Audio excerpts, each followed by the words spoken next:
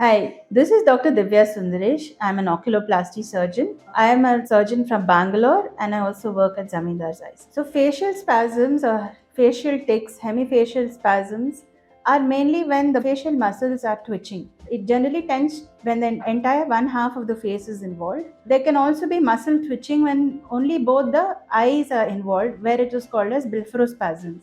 These are involuntary closures and they cannot be really controlled by the patient.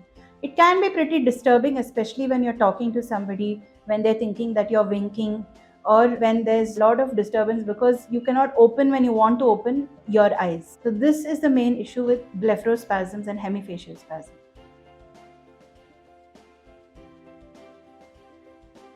So, it generally starts with light twitching, usually in the lower eyelid area, and then it spreads to the entire eye surrounding. And then, when there's a hemifacial spasm, it spreads next to the nose and the lips area where there's constant twitching. When the patient will feel that whenever he's trying to talk, the muscle is going not in the way that he wants to or she wants to go. When it's blepharospasm, there's constant closing of the eyelids. Sometimes it starts with very few episodes and then it slowly starts increasing over a period of time where the frequency of closure keeps on increasing such that they'll be finding it difficult to open their eyes. It takes some time for the eyes to open. So hemifacial spasms, again, there's irritation of the nerve supplying the facial muscles. It can be where there's a blood vessel compressing on the nerve and that is causing the nerve to constantly fire. There's still a lot of work being done as to find out the exact cause of why this starts. Sometimes as on investigation, we do not find any particular reason.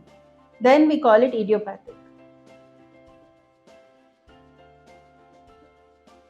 To rule out any neurosurgical cause, we generally have to do an MRI and go along to trace along the facial nerve to see if there's any surgical cause or like a vessel causing compression, which might need a surgical intervention. Once that is ruled out, then we can go for other treatments. So, rarely, muscle spasms may also be a part of Meek syndrome. It can also be a part of Parkinson's disease.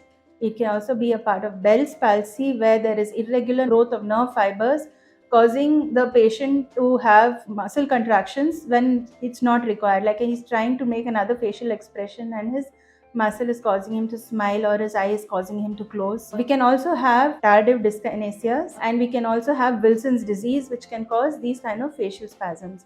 So these will also be need to ruled out when the patient presents to us. No, hemifacial spasms or blepharospasms will not cause blindness because they do not affect the eye or the vision per se. It just causes disturbances in vision or dry eyes because of this irregular movements of the muscle. So facial muscle spasms, once we've ruled out any organic cause, we can consider giving Botox injections. These injections will reduce the muscle twitching because it acts at the neuromuscular junctions. And generally, this treatment lasts for about 3 to 4 months depending on the body type of the patient. Rarely, sometimes, when the patient is not responding adequately to Botox, or may require surgery like myomectomy where the muscles around the eyelid are operated for reducing the number of muscle spasms.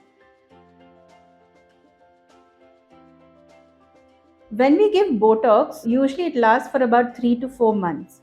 Sometimes temporarily it can have some minor side effects where there is droopiness of the eyelids or there's mild double vision. This generally resolves in about 2 weeks' time. Otherwise, Botox does not have any significant side effects.